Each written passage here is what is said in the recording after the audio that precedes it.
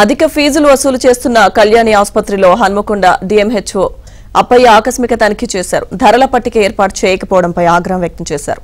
ఆసుపత్రిలో వసతులను పరిశీలించి వైద్యులతో మాట్లాడారు. కళ్యాణి ఆసుపత్రి యాజమాన్యానికి నోటీసులు ఇచ్చామంటున్న డిఎంహెచ్ఓ అప్పయ్యతో మా ప్రతినిధి నవీన్ ఫేస్ టు ఫేస్.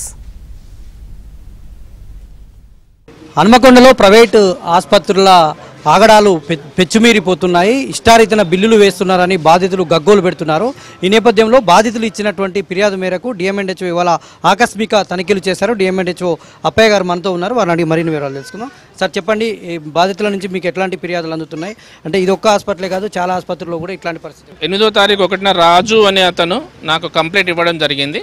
వాళ్ళ పిల్లగాడు తీవ్రమైన శ్వాస ఇబ్బందితో బాధపడుతున్న సమయంలో హాస్పిటల్కి రావడం జరిగింది, అడ్మిట్ చేయడం జరిగింది.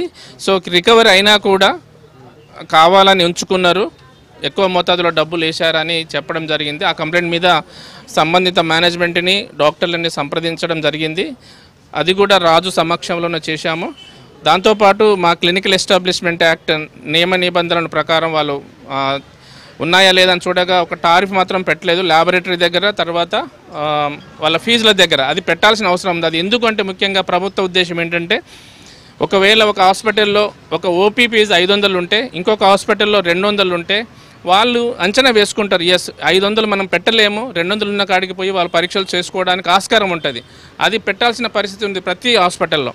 కానీ ఒక యూనిట్ హెడ్గా నేను మీ అందరికీ, అంటే డాక్టర్లకు అందరికీ కూడా రిక్వెస్ట్ చేసేది ఏంటంటే, ఎప్పుడైనా పేషెంట్ వస్తే తప్పకుండా క్లినికల్ ఎస్టాబ్లిష్మెంట్ నియమ నిబంధనల మేరకే నడుచుకోవాల్సిందిగా, పేషెంట్ని మాత్రం ఇబ్బంది పెట్టాల్సిన అవసరం లేదని ఈ విధంగా కోరుతున్నాను. వీరిపైన ఎట్లాంటి చర్యలు ఉండే అవకాశం ఉంటుంది సార్ వీళ్ళు నిజంగా తేలితే? ఒకవేళ కనుక తేలితే మీకు క్లినికల్ ఎస్టాబ్లిష్మెంట్ ప్రకారము రిజిస్ట్రేషన్ క్యాన్సిల్ చేసే అవకాశం ఉంటుంది. తర్వాత సంబంధిత డాక్టర్ది కూడా తప్పని తేలితే మేము నేషనల్ మెడికల్ కౌన్సిల్, అంటే తెలంగాణ మెడికల్ కౌన్సిల్కి సిఫారసు చేస్తాం. Thank you sir, thank you very much. బాధితుడు కూడా ఉన్నాడు, ఫిర్యాదు చేసినటువంటి బాధితుని వాయిస్ కూడా తీసుకునేటువంటి ప్రయత్నం చేద్దాం. చెప్పండి, ఏంటి మీ మా అబ్బాయికి జ్వరం వచ్చిందని వచ్చినాం మేము. 20వ తారీఖు జనవరి 20వ తారీఖు వచ్చినాము.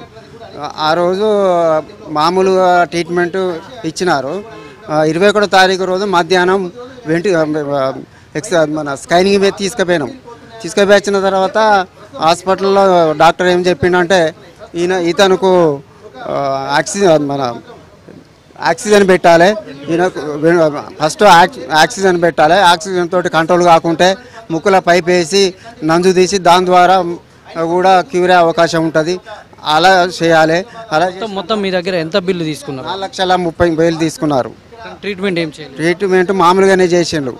మళ్ళీ ఏఐజీ హాస్పిటల్కి వెళ్ళిన తర్వాత 2 రోజుల్లోనే క్యూర్ అయిపోయింది. వాళ్ళు ఏం చెప్పారు? వెంటిలేటర్ అవసరం లేదు, ఇది ఇంతవరకు రాలేదు, మంచి యాక్టివ్గానే ఉన్న మా పేషెంట్కు వెంటిలేటర్ ఎందుకు పెట్టవలసి వచ్చిందని చెప్పి వాళ్ళు పోయినాక 2 గంటలకే వెంటిలేటర్ తీసి ఐసీయూలో పెట్టి అబ్జర్వేషన్ నుంచి 2 రోజులకే మాకు డిశ్చార్జ్ చేసి పంపినాడు. ఇది బాధితుల అభిప్రాయం.